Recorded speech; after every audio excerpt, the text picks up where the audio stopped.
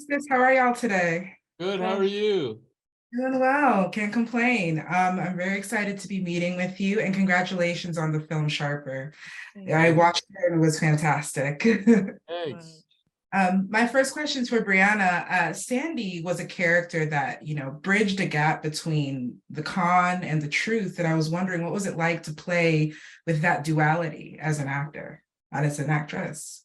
Yeah, I mean, me and Ben, our director, talked a lot about how Sandy is kind of the heart of the film. I think she has a lot of hope for people. I think she genuinely wants to see the best in people, but because of her past and her circumstances, that's colored her decisions in the way that she sees people just to protect herself. In playing her, I think I just had to always keep coming back to that, her hope, and her love, and I think her heart, even in situations where she's making choices that maybe contradict that. Right. That's a great response. And Justice, for you, I had a question regarding Tom's journey. How would you describe it throughout the film, despite the crises and the emotional upheavals? I think he gains insight about his desperation for love and connection. I think he was primed to feel that desperation because of his fraught relationship with his father and his mother passing. He has kind of like an aversion to the world that he was born into, and he is just looking for anybody that can kind of rescue him from that world. And I think throughout the film, he kind of learns how to be his own savior. Yeah. And, what was it like working together for the first time as co-stars? Yeah, it was incredible. Briana is phenomenal in this film. And we had a lot of trust between us. Yeah. We have to do a lot of things together that are not easy to do with someone you just met. But I think Briana is such a professional and understands how to use the short-lived bond that you've created to create a more intimate bond. Does that make sense? Yeah. Like, how to kind of use this little thing to make a big thing. Yeah. And that freed me up to like try things and be in the moment with you. About you. Yeah. Because I can imagine it's a lot of the scenes you have to be quite vulnerable, right? So that vulnerability, especially as an actor, how do you sometimes prep yourself for that? It's funny. I think, I don't know, what I'm doing now, I guess, is just trying to be more vulnerable in life in general. I think it's really hard. I found it hard to turn it on and off. Even if that's like, between cut and action. Like if I can be in an open-hearted space more often, I think vulnerability takes practice in our day and age because everyone's so shut off. They're so shut off from our vulnerability. And so I think it's kind of a muscle right now. I think the more comfortable you are with that, then so that's what I'm trying to do, just trying to be more vulnerable in general in life. Yeah. Right. And last question, is this a subgenre that you would be interested in working in again with the noir films? Yeah, I mean, if you count Pokemon, this is technically my second film noir. Yeah. But I always enjoy the kind of like the discovery of these types of films. I think that there's so much to mine from the human condition, and as actors, we're yearning to play all these different aspects of the human condition. And I think that films like this are so unapologetically human but they still have that entertainment factor. Like they show you that life is just as entertaining as fantasy or, you know, escapism. So yeah, I'm a big fan of this genre. Fantastic. Thank you so much for answering my questions today. And I wish y'all well. And yeah, You too. it's Thank you. nice to meet y'all. Thank you so much for meeting with me today. And congratulations on the film. I watched it and it was fantastic. So I do have a couple questions, and I'll ask the first question to Julianne. I would love to know, how would you describe Madeline's expectations when it comes to her own power, you know, and the reality of how much power she's actually wielding in the film? That's interesting. What an interesting question. I never thought of her as somebody who chases power, because ultimately I don't know how that she feels particularly powerful. But I think she chases pleasure. I think she goes toward things that are complicated and that make her feel stimulated.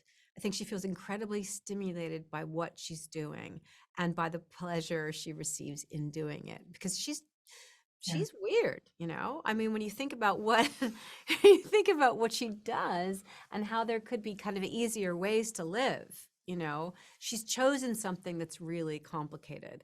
And I think that when people do, when they've made those complicated decisions, it's because they're receiving something deeply pleasurable from it. So I think that's what she's chasing. I love that. And I wouldn't have thought of that. So thank you for informing me on that. And Sebastian, I had a question for you. When it came to Max as a character, he was such an enigma to me. And I wanted to know, like, what helped inform your performance of Max, you know, drawing him as this multifaceted yet mysterious presence? What helped you create that? Maybe a scene that didn't make it into the film. And well, there were little clues here and there, and I think for me it was really helpful that the rehearsal process that we had, because we got a chance to really talk about the script, the movie as a whole, the story before we started, and I think that really helped me kind of make some choices. And then Ben really skillfully, you know, kept it in a very sort of tight way so that, you know, you guys can, as audiences, can look at it and kind of be guessing what exactly is the intention there. Is that genuine? Is that manipulative? Who is the real person behind the act, you know? Right. Because I was trying to figure out his motivations essentially. And what would you say, without giving too much away, are his motivations? Well, it's hard. I think what I like about it is, like, with these characters, it's like, as an audience member, you go there, and again, like, you know, audiences are smart. We go to the theater with our own sort of baggage. We get with our own projections, our own things that we want to see, and maybe someone's gonna look at these characters and have one idea, and it'll be very different than the other one. And that's the fun of a movie that doesn't always kind of give you everything. It just allows you Right. to kind of pick and choose. But I do feel that if you watch it again, like, the scenes get more interesting, weirdly, because now then you start to see moments in a different way, knowing what it's about. Right. Thank you for that. And my last question to you both is, what was it like working together? You know, how was that? We had a great time. I mean, I think as an actor, aside from material, I mean, you know, you want to have great material, a great director, and a great partner. And if your partner does not engage with you and is not kind of alive and awake and with you, it's terrible. And I was so thrilled to have Sebastian there, because he's such a terrific actor and so kind of alive and so engaged and so game. You know, Sebastian Yeah. was always game. He's like, let's do it this way, or let's make it bigger, or let's make it, you know, it just didn't, it just makes everything better. And it was really fun. I mean, we just genuinely had a good time. That's Um, good. Yeah. yeah. Well, we did, and obviously, again, it's like, it's so interesting because, you know, I've seen every single one of her films maybe twice, right? We never see Evolution twice. Evolution. Maybe you're right. Yeah, Maybe right. not that Yeah. one. Was David Duchovny in that? Yeah, he was. Oh my God, you saw it? Yeah. Oh my God. But Right. My yes. point is, Yeah. you come in and sometimes you don't know. You're like, oh my God, I'm going to be in a movie with this, actor that that I've seen everything, and then the great pleasure becomes when like the person you meet actually also ends up being a great person besides being an incredible actor, and sometimes that happens and sometimes that doesn't. But in this case, it was like I was like, okay, this is going to be we're gonna have a fun scene, and as soon as the camera rolls off, it will be a great connection anyway. So Right. it's great. Well, that's amazing. And thank you two so much. It was a pleasure speaking with you both. You too. Thanks a Thank lot. you. Thanks. Bye. Hi. Hi. Hi. Good How are morning, you or today? afternoon, wherever you are.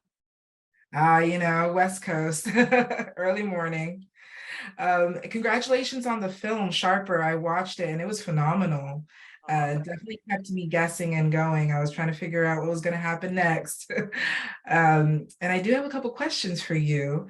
I wanted to know, as a director, what helped inform your creative decisions when it came to the color and the characters, like how color played in to some of the scenes? Well, that's really interesting. I guess like, as a filmmaker, you're always trying to use everything at your disposal to try and create a kind of look and a feel and a tone in your movie. And in Sharper in particular, at the beginning of the movie, it's when Sandra and Tom meet, it's springtime, which is in New York, which is sort of a classically romantic season. It's Yeah. for me, it's like a season where the perfect time to fall in love. So for me, like Tom was spring, and we could there were sort of what I call kind of Wong Kar-wai colors that we sort of lent into, colorful, dreamy colors, and then which sort of, I don't know, I like to think embodies hope and new beginnings. Mhm. And then Mhm. we have, where we have Sandra, it's a sort of, it takes place in the winter, which kind of gives a sense of Mhm. cold and sort of mystery and the kind of harsh realities of life. And so, those are two examples which felt very diametrically opposed, but could really Right. into, what I wanted you to feel in terms of the mood of the film. That's amazing because I was watching the coloration of the scenes, but I didn't even factor in the seasons making a play into that. So that's a very phenomenal creative Because then we decision. have, when we have Madeline, it's autumn, it's the time of, or fall, sorry, I should say, you've got art, you've got exhibitions, it's a time where in New York City where there's lots of sort of vibrant money, all the sort of money people come out. And at the end, you've got the summer, which I sort of always like to think is where sort of secrets are brought out into the light. Mm, that's great. And I had a question about, New York in general. I recognize it as a sort of sixth character of the film. So could you talk a little bit more about the intentional scenes of New York as a landscape when you were showing it, what that meant to you throughout the story? I mean, I guess we've talked about Tom's chapter and how I wanted you to feel that we could be almost seeing a Richard Curtis movie in Mm, New York City, in Soho, that those associations with a sort of romantic comedy that so I guess I lent into that, and we found this great bookshop down on yeah. Thompson Street in Lower Manhattan, and we sort of based that whole chapter around there. There was sort of their students around there, so we sort of Washington Square Park, Mhm. and the kind of feeling for that world that I wanted to create was kind of perfect. Yeah. I guess then we sort of moved over into sort of Queens, where we find Sandra, and that is sort of slightly we've got a more a different kind of feeling of Queens, and the sort of and the places you might find there, whether the bars or the Yeah. sort of a lot of the places are kind of looking from there to Manhattan, and that Mhm. idea that sort of Manhattan is the kind of jewel in the crown, and sort of you're sort of leaning into that idea of money and wealth being, over there and somewhere that these people wanted to sort of get to, attain to, the kind of American dream. And so, but looking at that from a distance. And then I guess we go to Upper Manhattan, which is, this Yes. wealthy penthouse that overlooks Central Park, and this lateral apartment that is huge, that was a traditional building that this sort of wealthy billionaire had sort of come in and then sort of bastardized and sort of made it all contemporary, and the kind of incongruousness of that. So I guess, it was, there were a lot of opportunities to sort of play around with the different. Yeah. That's amazing. And I thank you so much for responding to my questions. And I really hope you have a great day.